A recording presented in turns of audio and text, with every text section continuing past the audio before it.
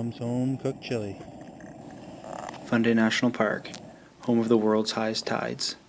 This is where you can also hike a collaboration of park trails that takes you from the Deus areas along the Atlantic Ocean into Acadian forest, a sort of sample trail what the park has to offer.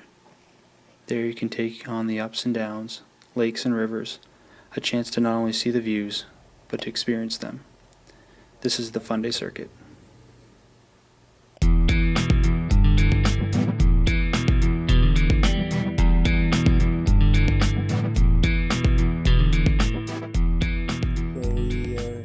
In a cook shelter. We're at Chignecto Campground and we decided to, we got a site, we just decided not to set up a tent and save the tent, keep it dry for tomorrow night, and also not bother with having to do it and take it down in the morning so we can get an earlier start.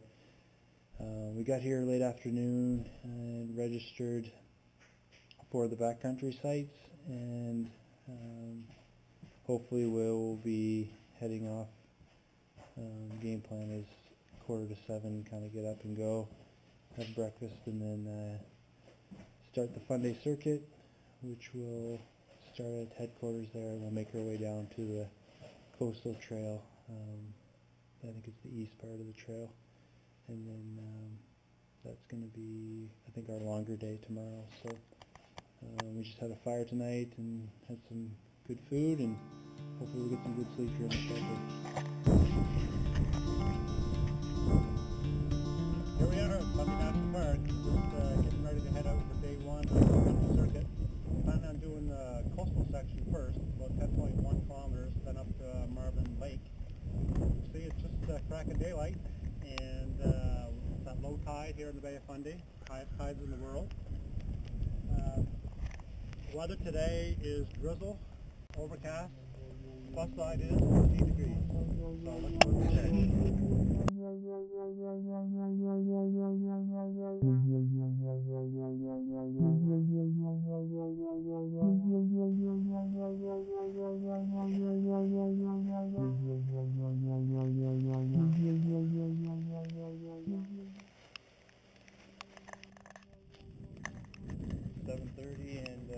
We're on our way from the administration building, walking down, basically down the road to the start of the East Coastal Trail.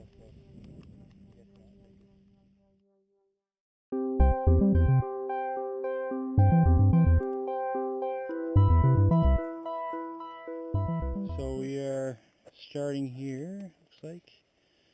We're going up to Herring Cove, and then from there we'll end up going on to the west side, I think it is.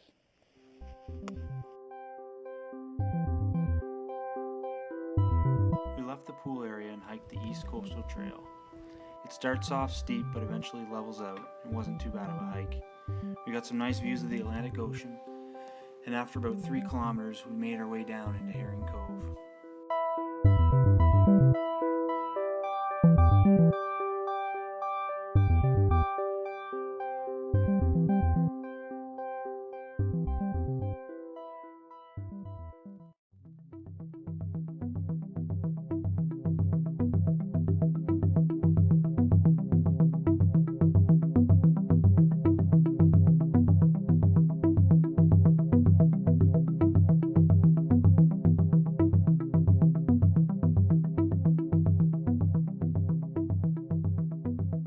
On our second leg of the day on the west side of the coastal hike, and I don't know if you can see through there. There's basically hiking along the coast. Quite nice fall colors along with the water, just to make it so beautiful day.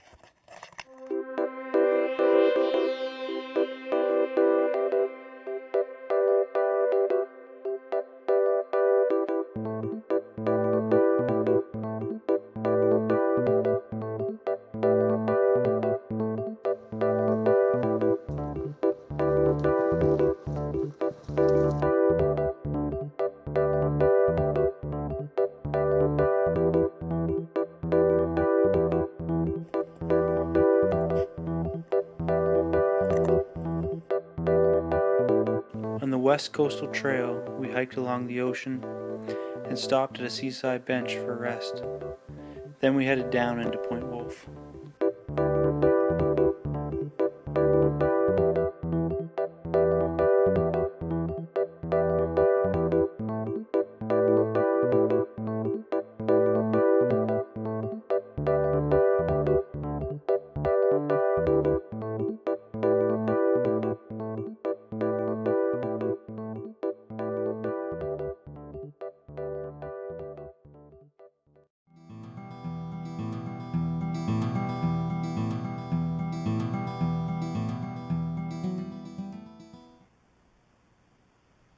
Alright, we've just finished the coastal section.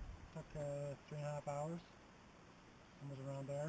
Now we're going to head out to Chambers Lake where we have a campsite booked for the night.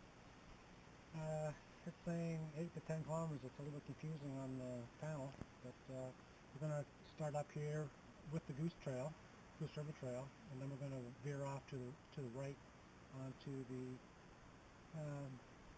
Bennett Lake Trail. So we'll see how it goes.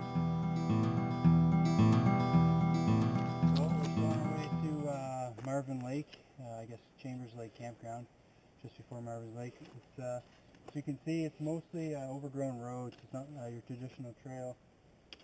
It's in some nice fall colors, and pretty much uphill the last 45 minutes that we left Point Wolf.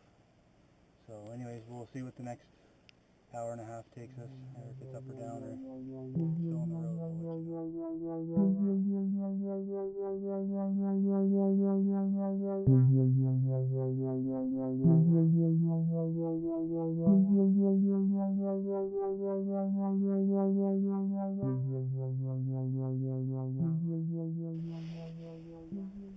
Alright, this is my Spree backpacking stove, made in Sweden. It's probably about 40 years old. No moving parts.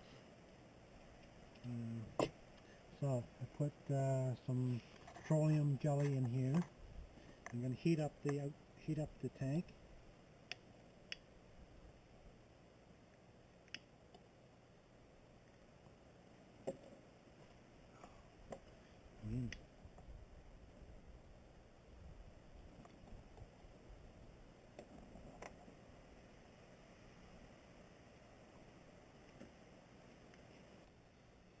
Once the tank gets heated up, it'll force the fuel, white fuel, naphtha fuel, out the top, and then we can light it.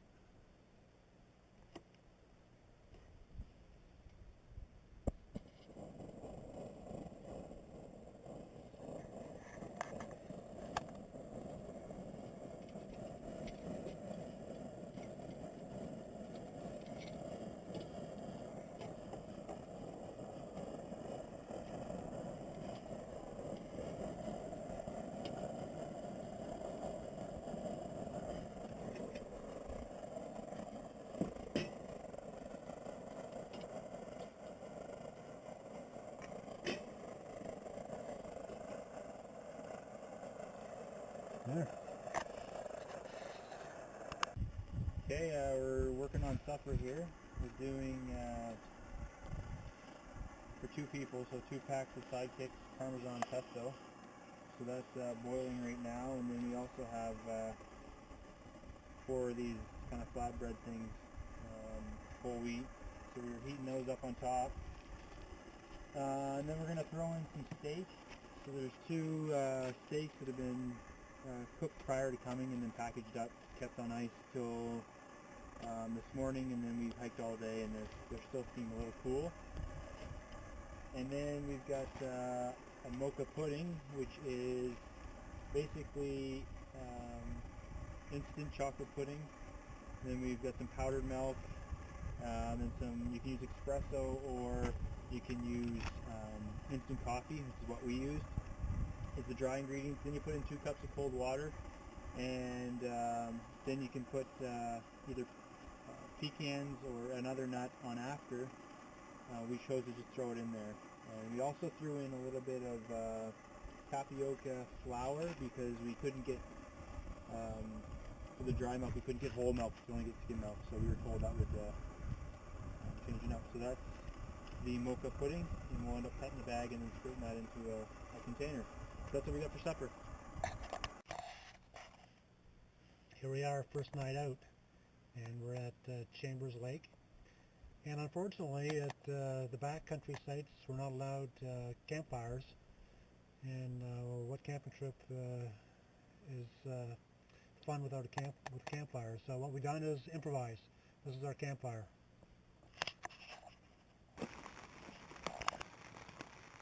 It was shortly after 6 on day 2, and not sure if you can hear, but it's raining. And it was raining on and off overnight. There's a little bit of water in the bottom of the tent seeping through. Too bad. So it's going to be a bit of a wet morning, I think. Let's see how it goes.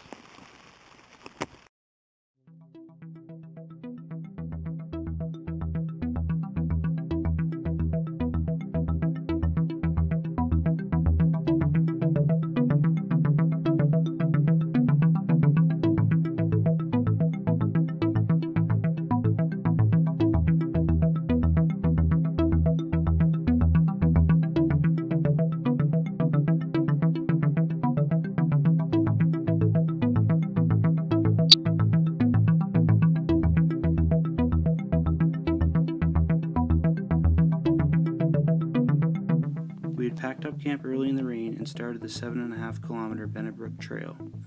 We hiked down a steep set of switchbacks to the valley floor, where we waded through the Point Wolf River. On the other side of the river we saw the waterfalls, and then hiked up the steep side, eventually making it to an overground road. The fall leaves were wet and shiny yellow as we meandered through the mostly hardwood forest all the way to Bennett Lake.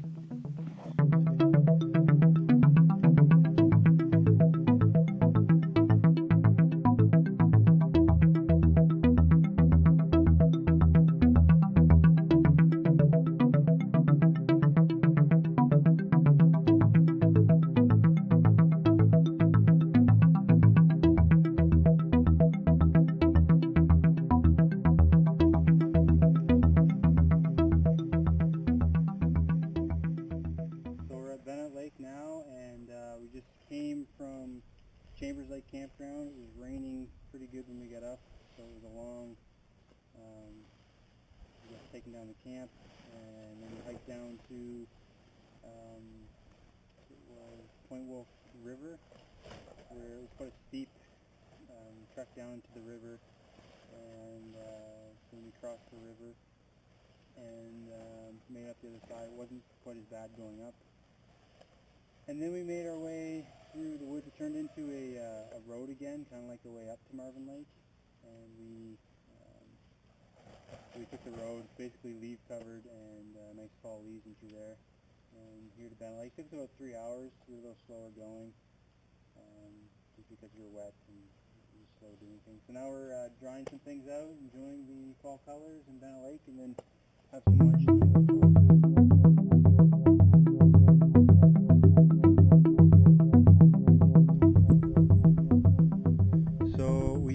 From Bennett Lake, and now we're at the far end of Tracy Lake, about halfway through the Tracy Lake Trail, which ends at Laverty. That's where we're going to be going next. Just thought we'd stop and show you the lake, even though it's kind of into the sun. Just give you a quick little view here. Very quiet, nice looking lake. Water actually looks pretty clear. So this is the campground where 12 and 13 are.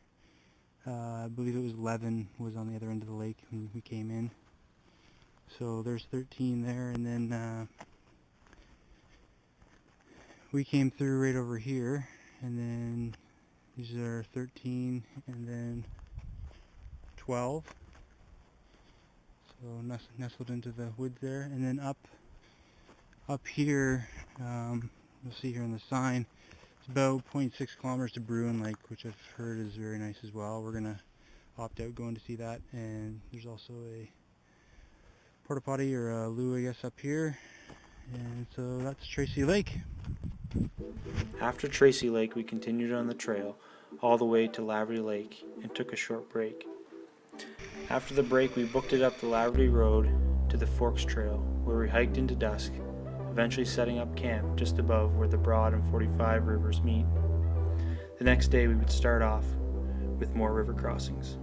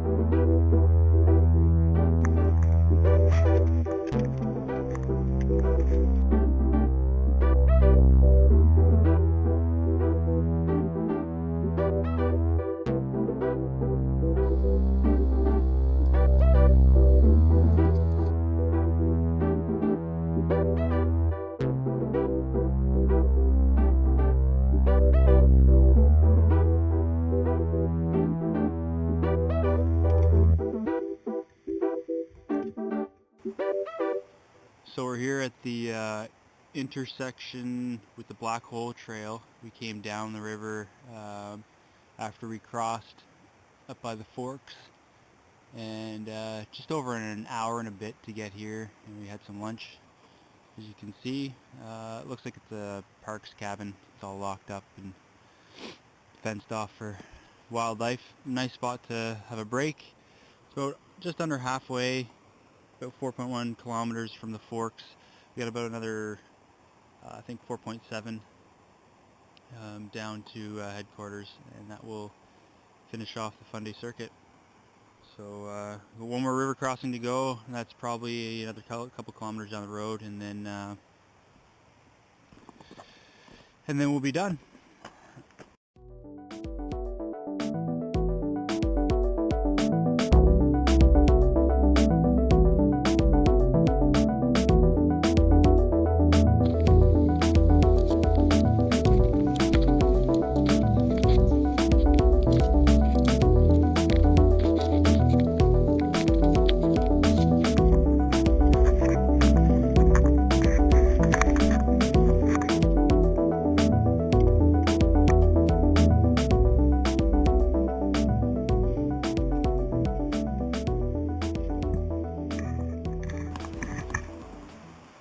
So we just hiked the last section on the way down the Salmon River, the last crossing that you do.